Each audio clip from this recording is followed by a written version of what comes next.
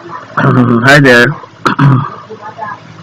So this is our Excel file. I mean the SPSS file. So first, I'd like to show you the Excel file. So this is pretty much what came from you. What I did is merely to code everything into one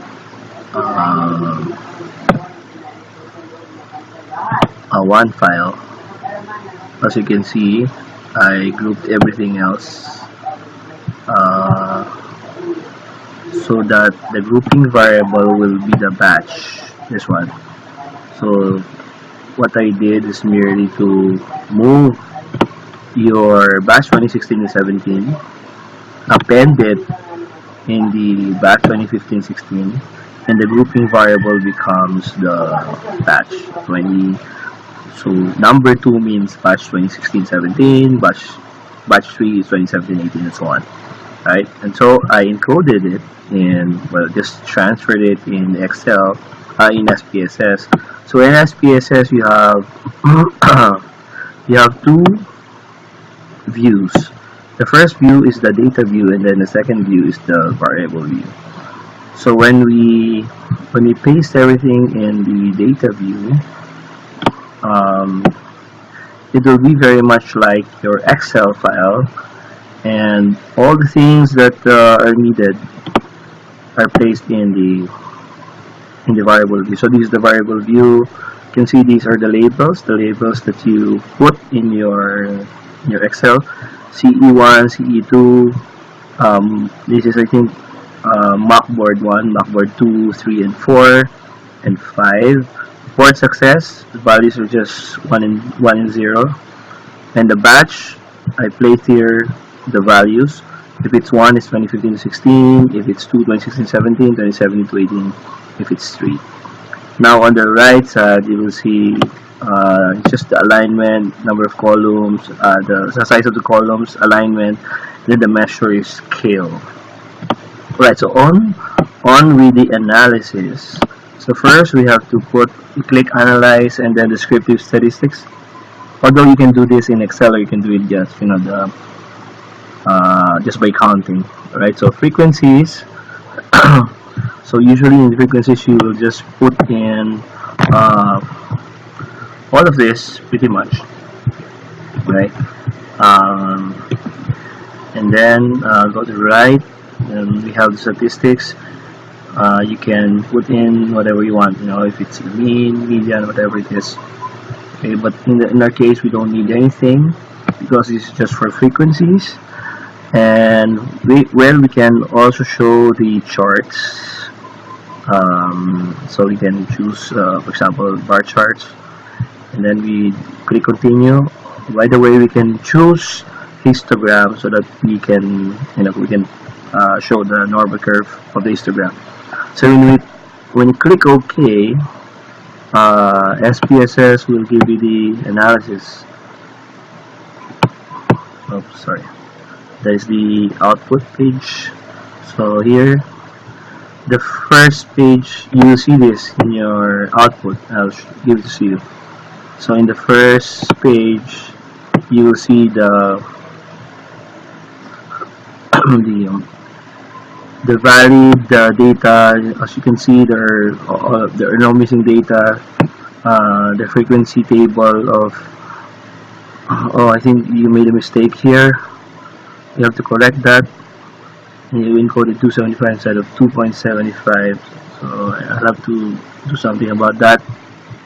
CE2 perfectly okay, MB1, MB2, MB3, MB4, MB5.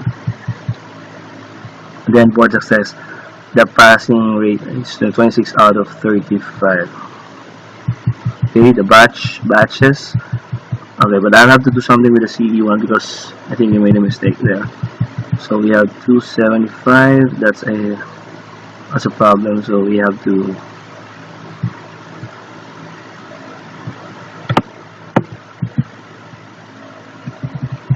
okay. That's where it is. So 2.75, and you have to discard. the output, the first output that you see, and then just go right ahead with the analysis again, frequencies, and then we click OK. So we will see again the same data as before, but only with the correct version. Okay, so this is it.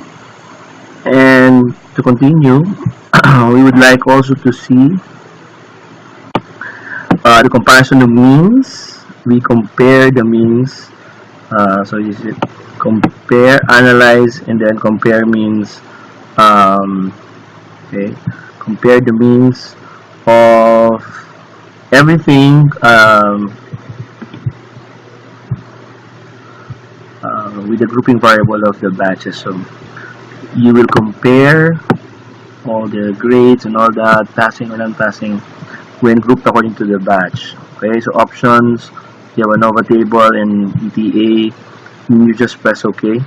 And what you will see here is, so you have three tables for the comparison of mean. The first table is just a case processing summary, nothing to see there, but you'll just verify whether everything is included. So all the values, case values are included. The second one is the report. You will notice that they compare according to batch. The first batch, CE1, CE2, and CE1, you have, as you can see here, the one with the highest score would be the 2017 to 2018, lowest is 2016 to 2017 batch. For CE2, the highest seems to be the 2016 to 17 batch. MB1, comparing them, the highest is 2016 to 17, MB2, again 16 to 17, MB3 16 to 17, MB4 2016 to 2017, MB5 16 to 17. Now for the board success, we have 0.7 for the first batch, 0.5, and then 100% for 2017-18. So the highest is the 2017-2018. Okay, now we go to the analysis in the Anova table using the comparison of the batches. When you compare the CE1, comparing in terms of the batch, grouping them according to batch, you will see that there is no significant difference. The difference is 0.07. So that's the p-value. That's the amount of error that you're willing to take if you say that they are significantly different. So there's no difference for CE1. For CE2, there is a significant difference. So you have to take note of that. P-value is 0.002. MB1 is not significantly different. MB2 is not significantly different. MB4 not significant. MB4 is significantly different with p-value of 0.039. MB5 again not significant. Remember that the value should be less than 0.05 in order for it to be significantly different. For board success, it's also significantly different. P-value 0.048. When you look at this and you see that there's a significant difference, you have to go to the table previous, to the previous table, to the table previous it, then try to find out what makes it significantly different. For example, for board success, that what makes it significantly different is that batch 2017-18 is significantly higher and 2016-17 is significantly lower, and it is even you are you can even question that how come the MB, I don't know what the grade is for the Mac boards. Is the Mac board rated, according to the higher the better, or is it the lower the better?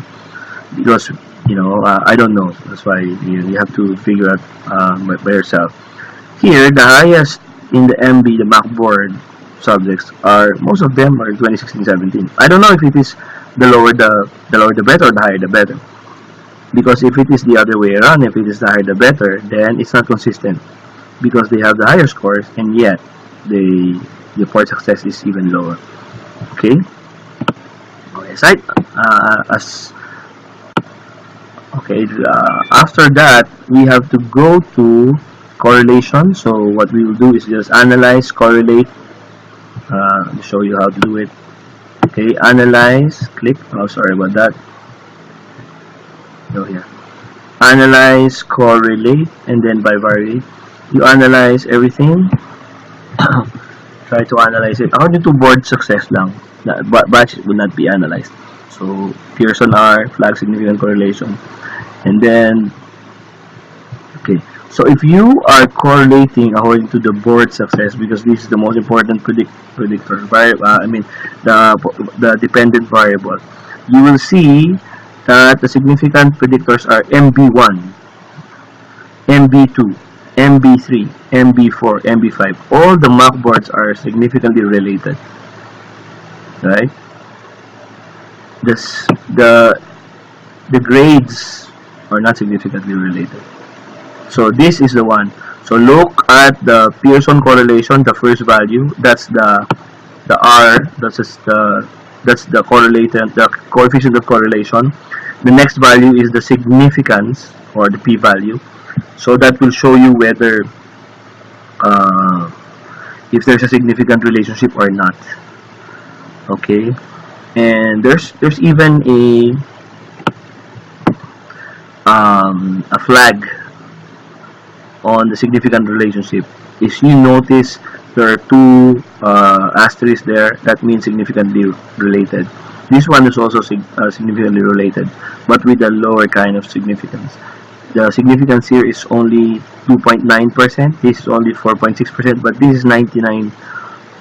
This is 0.1%. So that means you're 99.9% sure that is significantly related. Okay, now if we go to analyze and then multiple correlation, try to find out if there are predictors, you go to linear regression and click on board success, and then put all the predictors except for batch, and then you choose forward regression. Sometimes they use stepwise, alright? So let's use stepwise, and then we press OK, and here are the predictors. The best predictor will be, the first one is the MB4. Okay, that's a predictor with an R squared. The first model has only the MB4 as a predictor. The second model has the MB3 and the MB4 for predictor. You can see it here. The predictor of A, which is this one, the predictor is only MB4. The predictor of B is the MB4 and MB3. The R square is this one. The R square is the coefficient of determination. That's the amount of variance that is being predicted by the variance of the predictors. So the regression equation can predict 53% for model A. For model B, the predictor variables can predict 69%. Alright, so these are the Anova table. Look at the significance value. It's very significant, 0, 0, 0.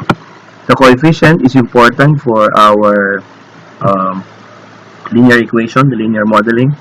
The constant is, if you are familiar with the point slope form, just research on that. The coefficients are, for the constant is 2.159, for MB4 is negative 0.206, the lower the better, siguro talaga to. The MB3 is negative 0.190. So the coefficient, the regression equation would be negative 0.206 times MB4 minus 0.19 times MB3 plus 2.159 is the board success. Alright, so well, wala pang conclusion, but if you look at this linear regression, the college should look at the MB4 and the MB3, more with the MB4, but both are very important. Okay, now lastly, there's another thing in the regression equation called automatic linear modeling, wherein even the batch can be a predictor. So let's see if the batch is also a predictor. Okay, so board success will be placed in the target, and this will now be the predictors.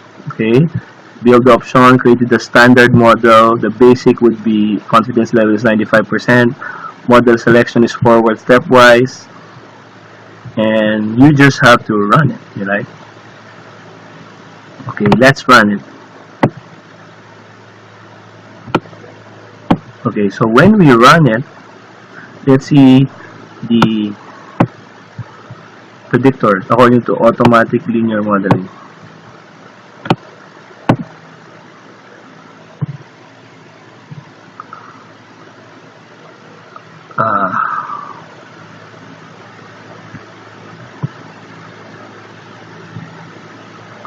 Okay, so this is the linear modeling. It's taking time. It's having a hard time computing. So the first one, okay, so this is this is a good model.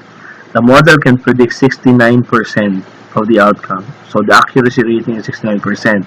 If you look at everything here, the first one will be the strength of the model. Okay, this is the model viewer. The strength of the model, okay, which is 69%.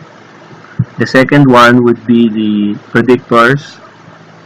The third one will be the predictor importance. So according to the automatic linear modeling, the most important predictor is the MB3. And the second most important predictor is the MB4. But CE2 is also important. Okay, so the predictor importance is 0.7. So if you will look at it, predicted value, these are the passers and these are the non-passers. This is the histogram, the normal curve, and then this is the Cook's distance, just a measure of the outliers, and then these are the main lines of prediction. As you can see, the one with the fatter size has so more importance. Okay, so the first one, that's the variable 6, which is the MB4, I guess. So I think that's MB3. Okay, so the first one is MB3, this is MB4, and this is CE2. Okay, this one includes the intercept, which is the constant. As you can see, this is negatively rated. So as I'm mentioning a while ago, the higher this is, the higher this is, the lower this is. So this has to be lower. This one is directly related to CE2. Okay. Okay, board success. And then these are the steps that the model did, the iteration. And then finally, we have the summary, which are the fields, the build options, and then the training summary. The predictor used in the model are the 3 variables, as I've said already. Okay, so this is the analysis, and this is a long video. I hope you understand everything. Please search on things that you may not understand, and the originals SPSS will be with me. I'll just send it to you as soon as I can. Goodbye.